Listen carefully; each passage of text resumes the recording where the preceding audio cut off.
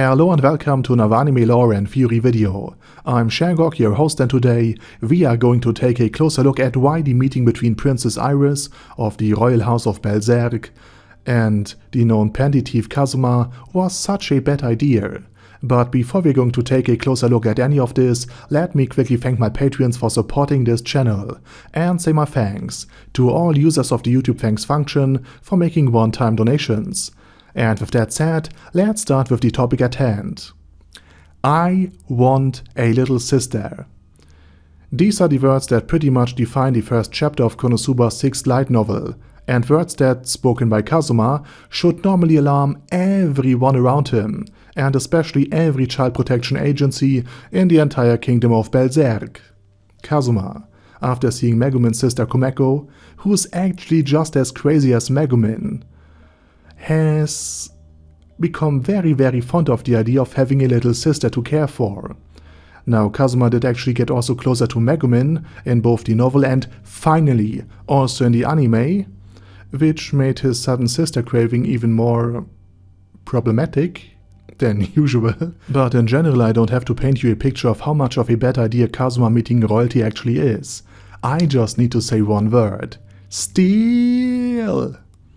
Aside from Kazuma's high luck stats focusing his loot into a very specific direction, which unsurprisingly is the entire point of the anime, or rather of this specific joke, since Konosuba is in parts a parody of Mushoku Tensei, and this is also a reference to Rudy's questionable religious practices. But Kazuma also sees the world of Konosuba all too often in video game terms, which is reasonable to a certain extent, since the underlying laws of physics are more or less video game-like, but the politics in the world of Konosuba are very much cutthroat, ruthless, and sometimes very deadly. And for an adventurer to actually meet a princess in a medieval fantasy world and not being able to at least somewhat restrain oneself could have very deadly consequences indeed. Not only for Kazuma, but Megumin is a walking stick of dynamite. And Aqua is, well, just that, Aqua, and therefore a recipe for disaster. And none of these people were really the right people to introduce to a princess. And Kazuma was also a known advocate of gender equality, and someone who won't stand any insult or slight, no matter who it is that dishes it out. And again, this is just Kazuma we are talking about. Megumin was also about to explode. And given all of this, this was also the very reason why Darkness reacted so completely shattered and fearful towards the invitation of Princess Iris. You see, for her house, the dustiness family, there was a lot to lose, and nothing to gain from this meeting, because the dustiness family is seen as the right hand of the king, due to their male line, usually being extremely tough, strong and hardy. So Darkness being extremely tough and strong and hardy as well is something of an oddity here. But as Darkness said, one wrong word could see the family lose lands, titles, and perhaps their lives. And as the episode has shown, the princess is of exalted status and rather well protected. And fun fact, the cut that Darkness suffered from her bodyguard the bodyguard Claire, was something that should easily have taken off an arm. But again, thanks to Darkness' toughness, this was but a flesh wound. And this is where the spoilers start.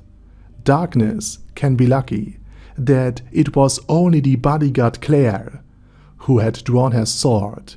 For Princess Iris is not only of the blood of heroes and has an extremely high level, but she is also this world's equivalent to Dragon God Orsted.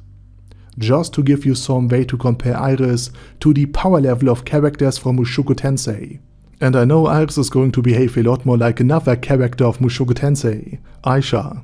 But anyway, so Iris is insanely strong, and at the very finale of the light novel, she also battled the daughter of the Devil King. And despite all of the buffs and power-ups that the Devil King's daughter has received, she had battled her almost to a standstill, before chasing her off as soon as her buffs and boons ran out. So while Kazuma ultimately could not control herself and even darkness lost her cool, the outcome could have been very much different indeed, and much more deadly. Either through punishment from the crown, brought upon the dustiness family and upon the adventurers that had, I don't know, provoked and insulted Iris, or from Iris herself, going into the self-defense mode. And next time we will also take a look at why Iris was so fascinated with Kazuma's story, and why she has taken a liking to such a questionable man. And with that said, now it's your turn. Let me know your thoughts about Iris and Kazuma's relationship, and how wrong the entire meeting could have gone. And while you type, I say thank you very much for watching, and special thanks to all of my Patreons for supporting this channel. Anyway, have a nice day.